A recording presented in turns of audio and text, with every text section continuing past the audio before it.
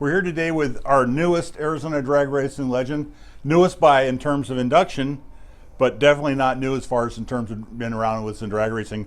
David Johnston. David, Howdy. it's good to have you here. Thank you. We've been wanting to do one with you for a long time, and we finally were able to get a hold of you, and you certainly were eager to come on in. And you've been racing forever. So, where are you originally from? Phoenix, Arizona. Born at St. Joe's and never left. Never left. Just stuck around forever, huh? Yeah. Where'd you go to school? Carl Hayden was my high school. Okay. And so I've always known you.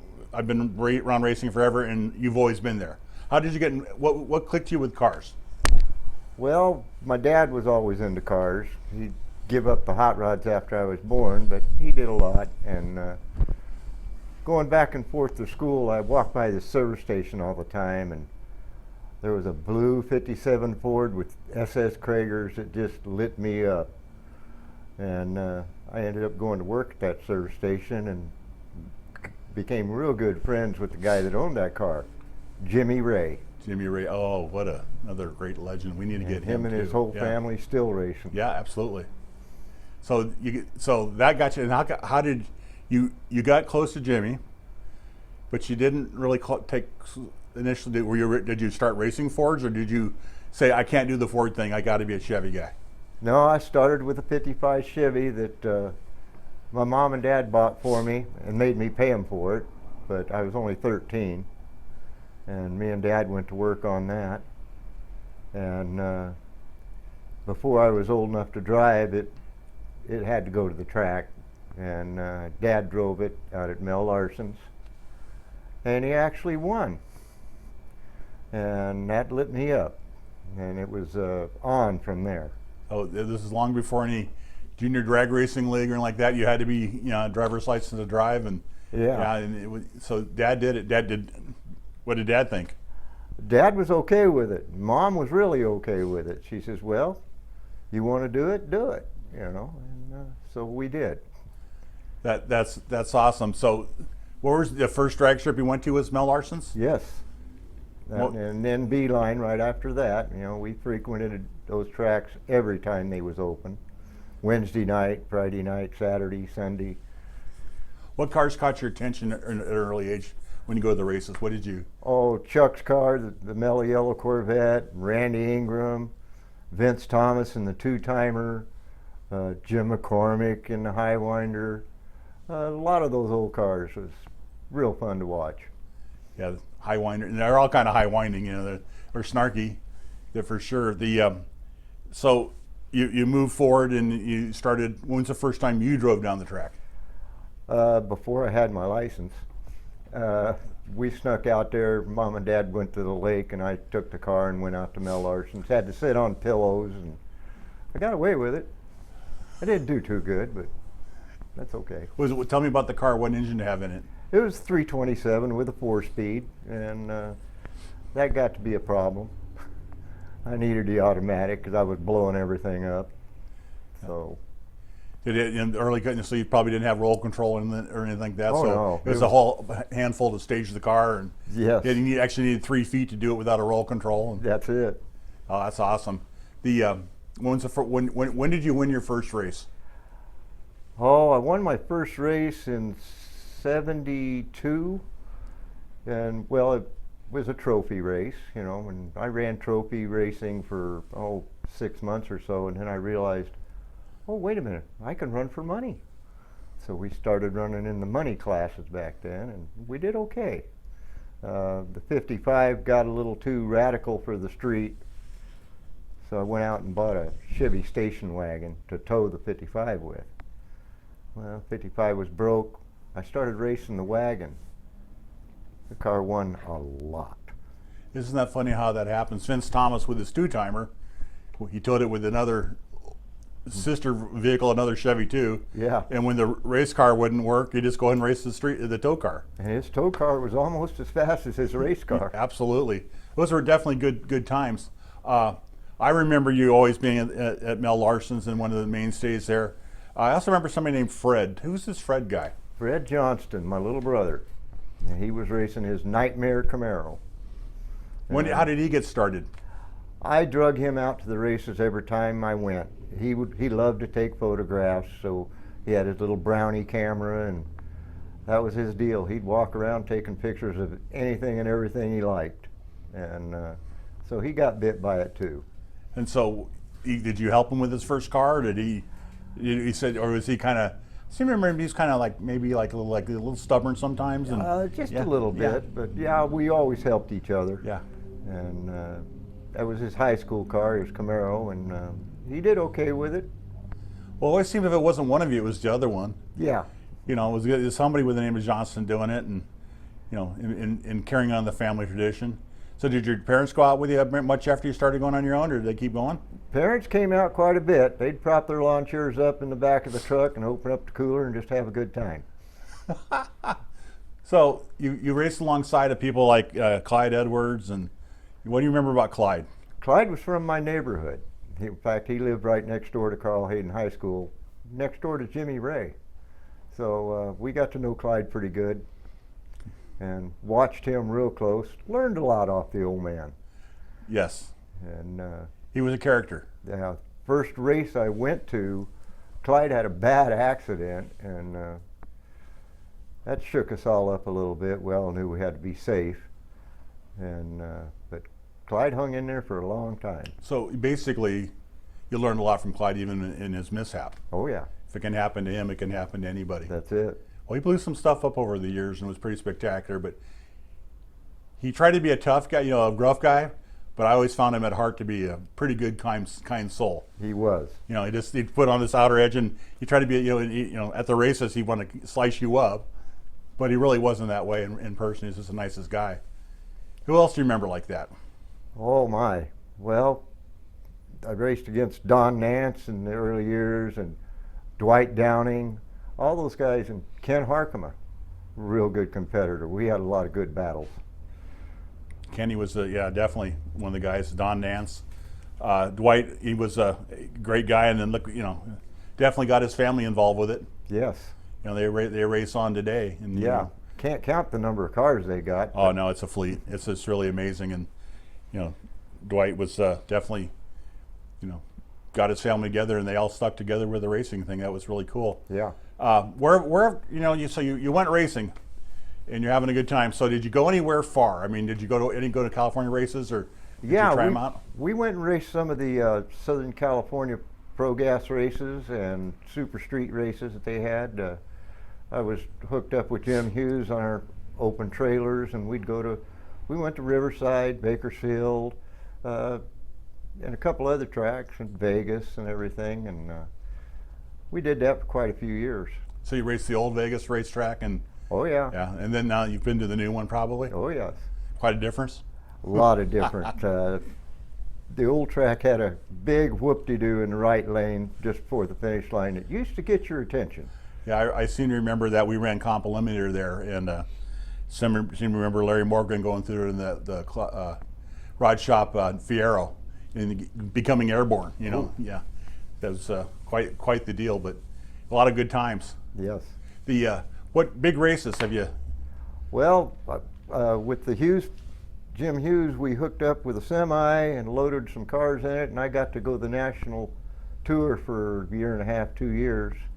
And we got to go to Indy, and we went to Pennsylvania and several of the tracks back east, and of course Vegas, Sears Point, Pomona, Firebird, and it was a good time. So you checked off a lot of things on the bucket list where you wanted to go and things to see. What do you have? What's your future bring? Because you're still doing it. I mean, I don't think you're ready to, give up and stop racing. I mean, I see at the races, I go, oh my gosh, there he is. As long as I'm competitive, I'm still doing it. So you have a place you haven't raced yet, you'd like to go try, or something catches your eye? I'd like to go up to Boise. I never made it up there. To the original Firebird. Yeah, the original Firebird. Yeah, we have to say that for our friends in Boise. They get a little, upset with us because of our track down here. Yeah. It's a great facility. My daughter lives there, but I've been to the track, but never when there was a race going on. And every time I get ready to do a race, I'm going to go to a race or something for work that calls me away. But that's on my bucket list too. Yeah. Absolutely a great place. So the cars you've had along the way. Well, like I mentioned the 55 Chevy and then my Caprice wagon, and I had a 70 Chevelle briefly, and then it went into the 68 Chevelle, the original basket case. Yeah, great name. And that car was a winner from the get-go. I was real fortunate with that car. Won like the first 8 events I entered with that car. Tell us about that car. Oh, it started out just to be your normal street strip car, but I never drove it on the street. I bought it off a friend of mine that didn't know what to do with it. And I put it together and started racing the heck out of it. Raced that car up until '89, and I sold that to Rick and Karen Wagner. And they raced it for a few more years, and I had to sell it to finish up my current car, the Beretta. So the Beretta you've been running strong for a lot of years now. Yes. So tell us about that. Tell us about the building of it. And Well, I bought the car when a friend of mine, Scotty Clark, had the Blue Thunder Camaro. He was going to build the Beretta, and he bought everything to build the car.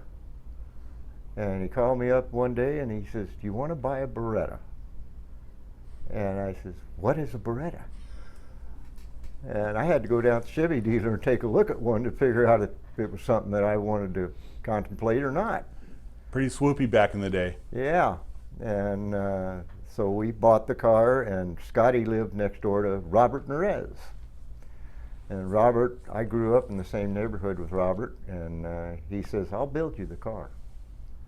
Okay, so there we go. We finished building the car in '91. The first race was October of '91 at Firebird. I won the event. Everybody had been trying to scare me about this lightweight car because I'd come out of a heavy old Chevelle. It's been good ever since. So your first time out, you remember how quick it ran? Yeah, I ran 970s. And then what would the Chevelle was? Chevelle was a 1060 player at best. Right away you noticed the difference. Oh yeah, same motor. You like lightweight. Yeah. The car's been good to you. You've raced in a number of events and probably won other races with it, a lot of races, and Yes.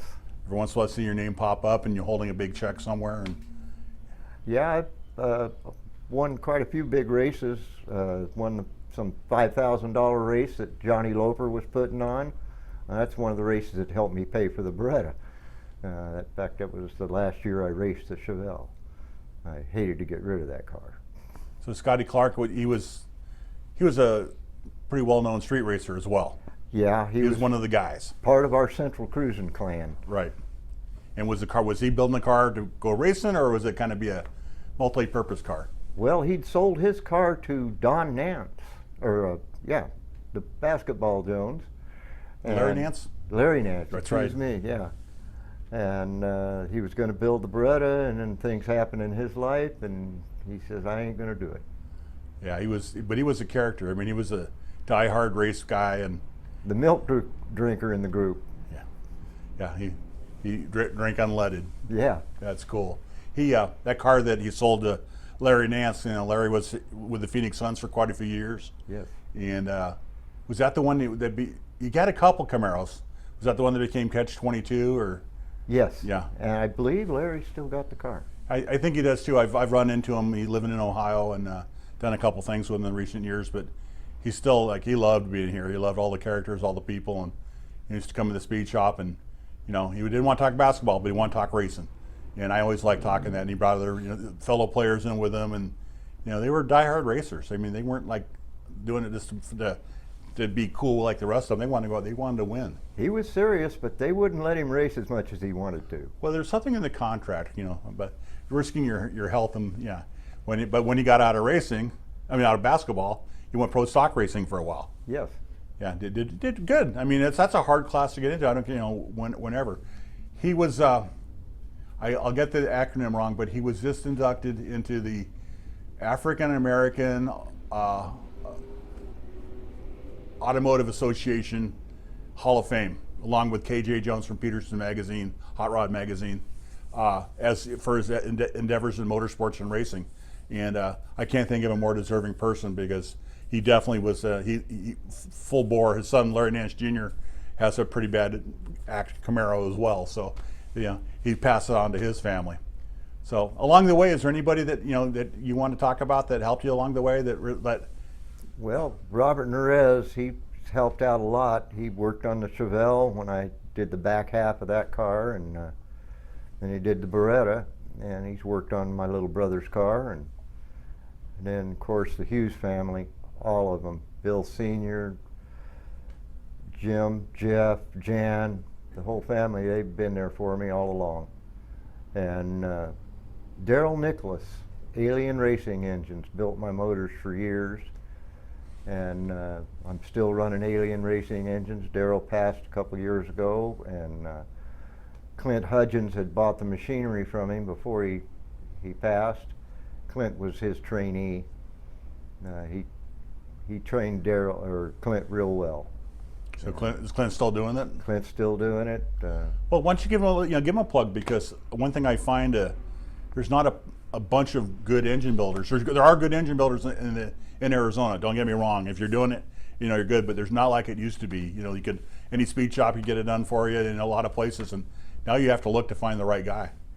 Clint's done me real good. He learned from Daryl, don't use the parts up. Leave something there for sturdiness, and we've had real good luck with the motors. Currently running a 565 that was actually the last motor that Daryl ever worked on for me. And me and Clint had to finish it up because Daryl passed right in the middle of building that motor. And taking real good care of it.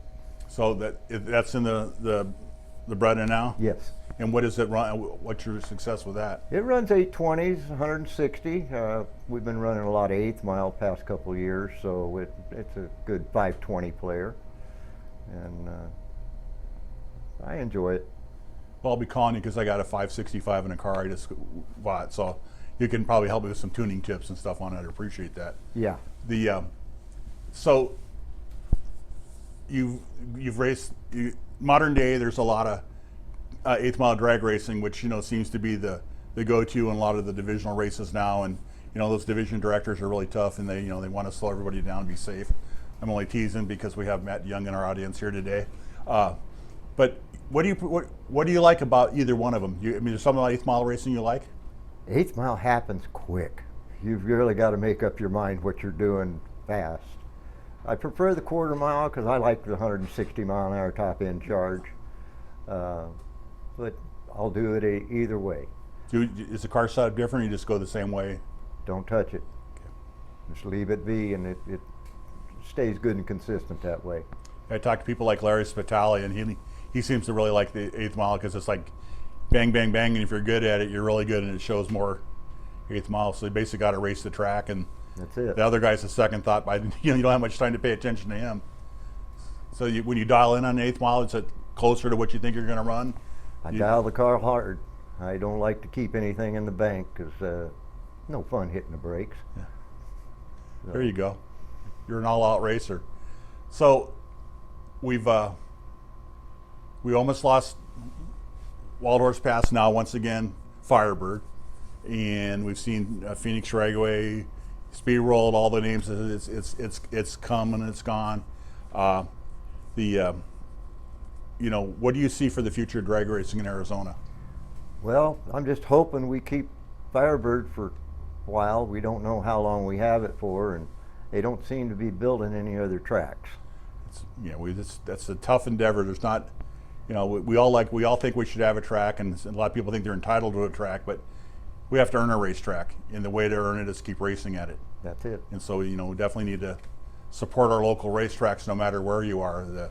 Those guys, even though the Firebird's owned by the Gila River community, it's still a business, and it needs to make money, and they need participants. And then the same thing goes with Jim Hughes in Tucson and anybody else that's running a drag strip. It's more expensive now than ever to be in business.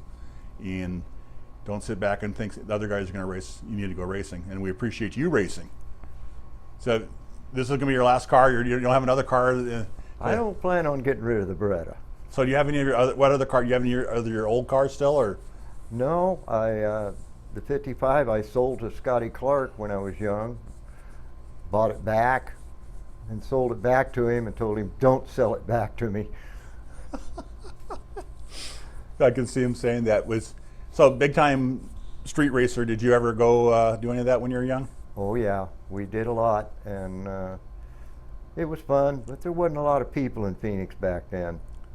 And now it's way too many people to be playing on the street. Some of the places you did it in were people would probably be really surprised now, like 43rd yeah. Avenue Indian School behind the industrial buildings. Yeah, And 7th Street and Bell, Yeah. and we did some lower Buckeye Road racing back in the day, and well, we don't endorse it, but it's just sometimes it just happens. So if you're going to do it, yeah, make sure you have a safe car. yeah.